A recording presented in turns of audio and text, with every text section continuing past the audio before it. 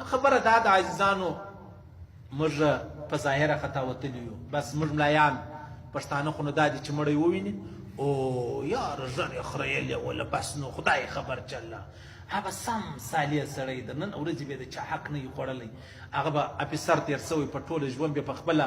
ذمواري کې نیمه ګنټه ناوخته کړې نه یې د چا مځکه بیا نه یې قبضه کړې ټیک سولو او بل چې بیا وویني مړ دی نه صوفي دی چې مخ یې ښکاره کړي ماشاءالله سخته نوراني مخ یې و ولې څنګه ښه ژر یې وله چې پوښتنه وکړې سودخوره به دی و زناکاره به دی و لواطت والا به دی و قاتل به دی و د همسایګانو سره به دی بد و د کونډې سره به دی بد و د ورېندارې سره به دی بد و په پښتنو کې د خور حق شته یا نشته ټیک سولو خبره خلاص شوه تر خور نه بالا مظلومه شخص شته تر خور یا نشته نو ته پر چیش بارانونه غواړې نو پیغمبر علیه السلام فرمایي ابراهیم ابن ادهم ویلې ول دا ستا د نن پریشاني نه ده چې تا بچان لره ګوله نه ده پیدا کړې دا و ما ته راکړه دا ستا پریشاني زما ټول ژوند به تا ته درکوم چې ما په څه بزرګي کې تېره کړې ده نو پیغمبر علیه السلام فرمایي په جمعه کې حدیث تیر شو مسند امام اعظم حدیث نقل کړی دی پیغمبر علیه السلام فرمایي د الله په لاره کې د الله لاره خو نو اوس کشمیریان دي چې اوس دا هندوان راولاړ سي یو کشمیری مسلمان یا یهودیان راولاړ سي یو فلسطین مسلمان ټیک سولو یا په افغانستان کې انګریز راولاړ سي یو مسلمان ټیک سولو زر واره په تور ووي زر واره کافر راولاړ سي په جهاد کې مسلمان زر واره په تور ووي نو ستا فکر څه دی د مجاهد به بیا کم حال د دې به څونه لوی درجه د دې به څونه لوی سعادت دی پیغمبر اسلام فرمایي په خدای دې مې قسم چې یو سړی ماښام سرګردانه پریشانه د اولاد د رزق د وجې پرېوتی نه دا پریشان و چې یاره بچان مس په خدای دې مې قسم د الله رسول فرمایي چې د دې کم ثواب دی دا صحیح د بچان دپاره پریشانه وي هغه مجاهد چې کافر زر واره په تور ووایي کې هغونه ثواب اندازه ولګوئ عزیزانو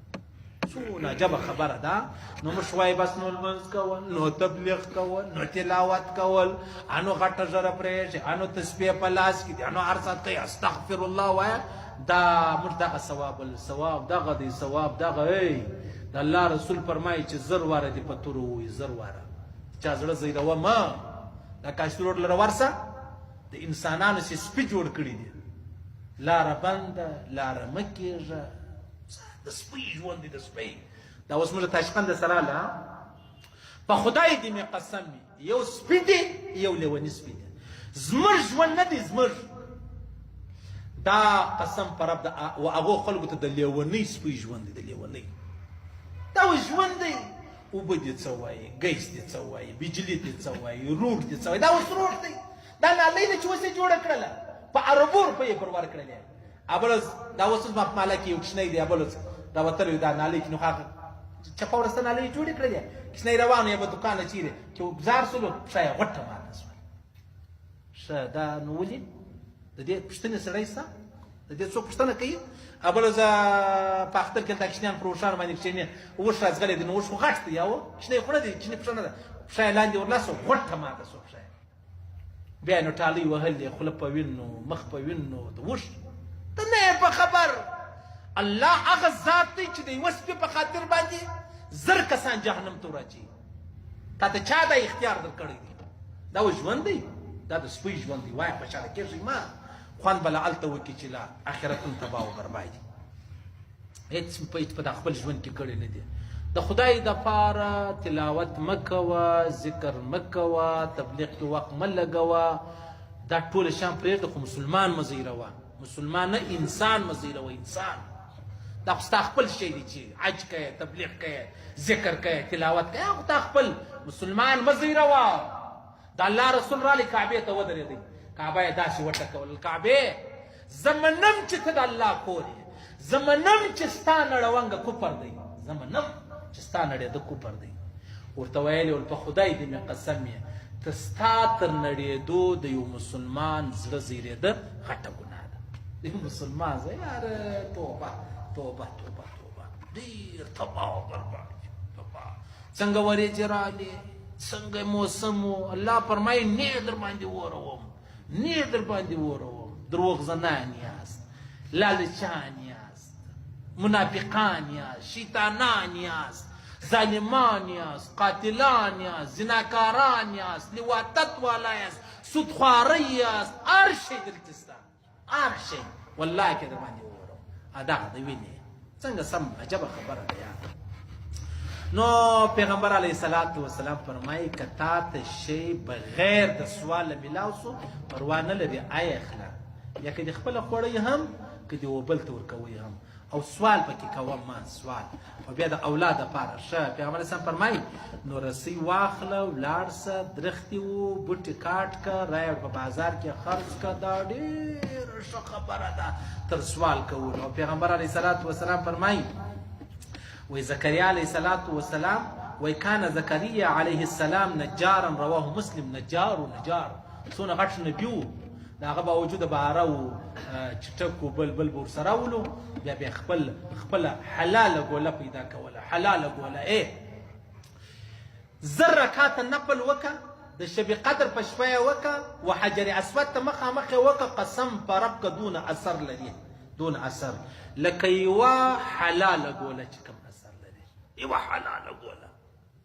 قسم په رب دا چې کوم اثر لري او دا څنګه فایده لري. موږ دلته ګوله حرامه ده. یو صحابي راغلی سعد رضی الله عنه راغلی ویل یا رسول الله ته ماته دی دعا وکړه چې زه دعا کوم الله یې قبلوي، ته ماته دعا وکړه چې یا الله د سعد چې کومې دعاوې دي هغه ورقبلوه. نبي علیه السلام ورته وفرمیل ول سعد ده ول والحلاله ګوله خوره دعا دې خپله الله قبلوي، حلاله ګوله خوره الله دې خپله دعا قبلوي، بس نور شی نه غواړي. د الله رسول به اوس ویلي وی چې یا الله ته د سعد دعا قبولې کړې، یا الله دې پرده وایي، یا والحلاله ګولم. دا حلاله ګوله یوازې د سعد دپاره نه ده، دا زما او ستا دپاره هم ده. حلاله ګوله خوره دا یې کار خلاص، دا یې کار خلاص. ټیک شولو. نو بیا داود علیه السلام په خپل لاس کار کوي. تر ټولو بهترین روزي هغه ده چې سړی په خپل لاس وګټي،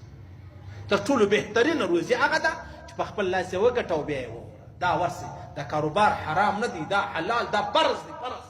ظلم مه کوه، ناجایزه مه کوه، دو نمبري مه کوه، غلا مه کوه، دا مه کوه. دا ستا عبادت دی. خو تا لکه یو سړی چې اوس